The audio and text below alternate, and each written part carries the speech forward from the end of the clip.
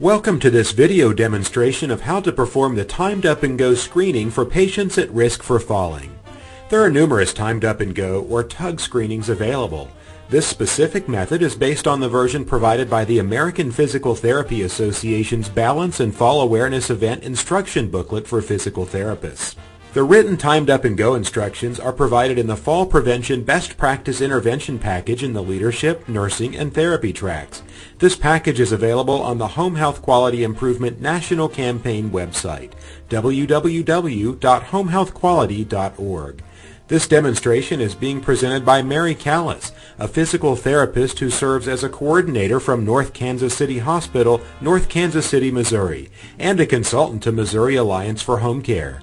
Missouri Alliance developed and continues a home care fall reduction initiative, which is a national program to reduce falls using tools that have been tested and recommended intervention strategies. One recommended tool is timed up and go. We'll now turn the presentation over to Mary. We're going to talk about the timed up and go test today. It's a tool to measure fall risk.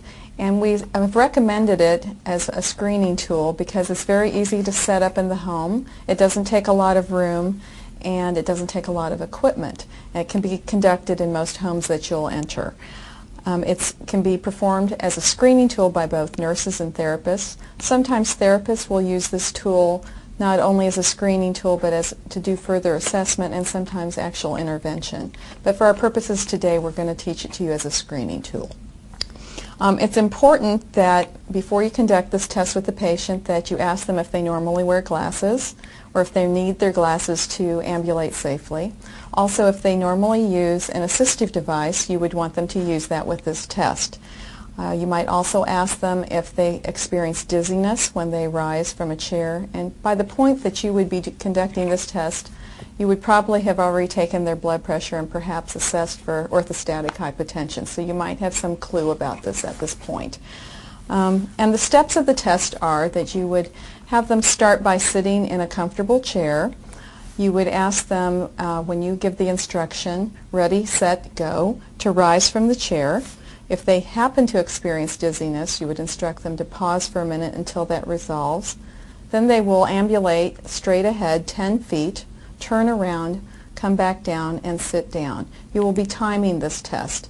The time that is important because there are normative values for the test, and the scoring of the test is that if they conduct this task, the complete task, in 10 seconds or less, that they're considered to have high mobility. If it is 10 to 19 seconds, they're considered to have typical mobility. 20 to 29 seconds, slower mobility, and 30 plus seconds is considered to be diminished mobility. Now, those are kind of vague terms. What the other component that's important in this test besides how many seconds it takes is your own clinical judgment. So as the clinician, you're going to be looking to see, are they unduly slow? Do they seem fearful? Are they hesitant to do the task? Do you see any abnormal gait pattern, any abnormal movements of the trunk or the arms? Do they stagger or stumble? And did you note that they were dizzy at any point during the test? The time to get up and go test spans 10 feet. And often in your nursing bag or your physical therapy bag, you might not have a measuring device to measure off 10 feet in a patient's home. So what we're going to do is measure how far your normal gait pattern, how many steps you need to take to mark off 10 feet. And what I've done to do that is I've marked off 10 feet on the floor using masking tape. And I want you to start at this end and taking your normal size steps, walk to the other end and tell me how many steps you've taken. Okay. 6. So if you wanted to set up the time get up and go test in a patient's home, you would mark off 6 steps. Oh, okay. Okay. Rebecca, what I'm going to demonstrate for you now is how to conduct the timed up and go test. You'll have your patient start by sitting in a chair. It is all right if the chair has arms on it. If they prefer not to use that type of chair, that is fine also. And the instructions that you will give them are, when I say ready, set, go, you will rise from the chair, walk 10 feet, turn around, come back, and sit down. Your job as the nurse conducting the test is to run the stopwatch. So when you say ready, set, go, when they rise from the chair, you will start the stopwatch, and when they turn around and come back down, you will stop when they sit down. Okay. So for example, ready, set, go, the stopwatch goes on, they walk 10 feet, turn around, come back, sit down, the stopwatch goes off. Okay. So now you can try it. Okay. When I say ready, set, go, you will start. Ready, set, go.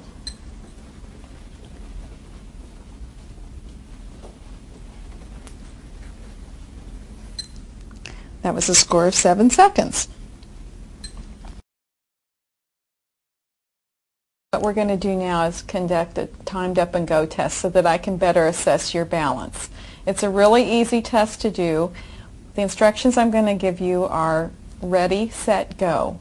When I do that, I'm going to have you rise from the chair, walk 10 feet to the space that we've already marked, turn around, come back, and sit down. And I'm going to be timing that test while you do it. Do you normally wear glasses? No. Okay. And do you normally use a walker? No. Or a cane? Not today. Okay. Have you been dizzy today at all? Slightly. Okay. I'll probably walk by your side as you do this just to make sure that you don't stumble. Are you ready? Yes. Okay. Oh, let's start again. Go ahead and sit down and wait for the instruction. Ready, set, go.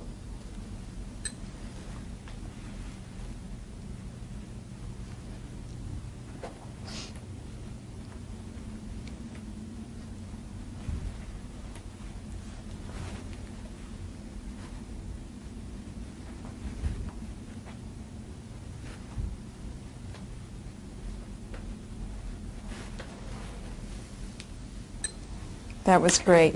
That was a score of 23 seconds. As you can see, fall prevention involves more than screening and assessment. Other items to include that would be important are appropriate referrals to nursing and therapies, medication management, the removal of hazards in the home when they're present, and patient caregiver education. It really takes a multidisciplinary effort to make a difference in fall prevention. We would like to thank Missouri Alliance for Home Care and Mary Callis for the opportunity to record this demonstration of timed up and go screening.